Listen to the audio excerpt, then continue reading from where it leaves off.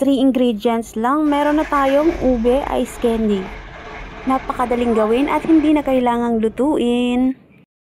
At ito po ang isa sa ating mga sangkap. Ito po ay Enjoy Milkshake ube flavor. Tara, umpisahan na natin gumawa ng ube ice candy. Maghanda lang po tayo ng malaking lagayan yung paghahaluan natin ng ice candy base.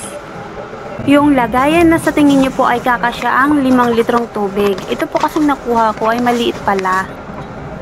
Nagpakulo ako ng 2 litrong tubig. Yun ang ginamit ko pang tunaw sa ube powder para mabilis matunaw.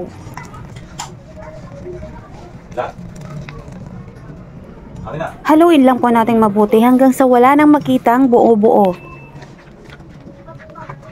Optional po yan, pwede nyo pong lutuin at pwede rin namang hindi. Ako hindi ko na po niluluto kasi nga po ang mahal na po talaga ng gas at ang mahal na rin po ng sangkap at mahal din ng kuryente. Bale, 5 litrong tubig po ang kailangan natin dito. 2 litro po yung pinakulo ko, yung pinangtunaw sa ube powder at 3 litrong mineral water po ang dinagdag ko. Heto na po yung pahabol na 3 litrong mineral water. May instruction din po sa likod ng packaging. Ang 1 kilong milkshake ay kailangan ng 5 litrong tubig. So, ayan na. Dahil maliit ang nakuha kong lagayan kanina, kaya ililipat ko sa mas malaking lagayan. Feeling ko lang kasi kakasya yung 5 litrong tubig doon sa kinuha ko kanina. At magdadagdag po ako ng 1 angel creme densada para malambot po ang ating ube ice candy. Hindi lang malambot, kundi mas lalong sasarap ang ating ube ice candy.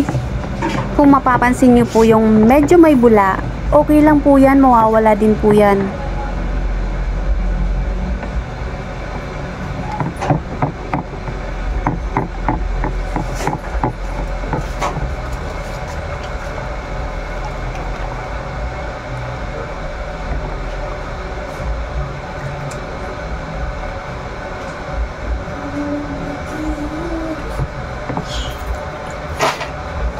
Ayan, pagkatapos haluin lahat ng sangkap ay pwede na po nating balutin.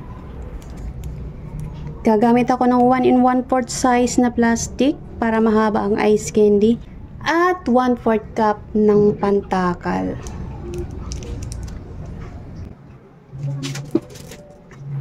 Mapapansin nyo po sa pagtakal ko ay hindi po punong-puno yung takalan. Dahil hindi na po kakasya sa plastic at para hindi rin tayo malugi. Wala naman pong reklamo ang mga suki ko dyan. Tuwang-tuwa pa nga po sila dyan dahil mahaba po ang ice candy. Matagal-tagal din bago maubos kasi mahaba.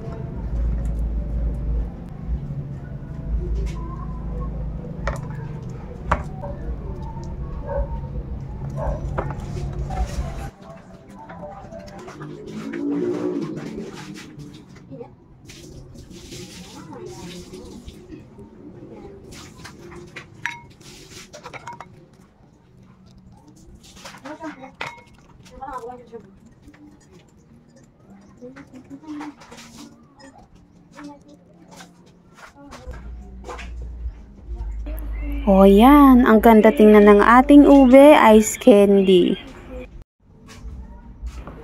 Kapag malapot, ibig sabihin malambot ang ating ice candy.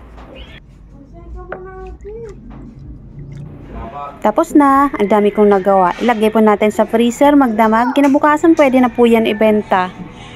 Binebenta ko po ng 5 piso isa. At ang nagawa ko pong ice candy ay 124 piraso. 124 lahat ang nagawa kong ube ice candy.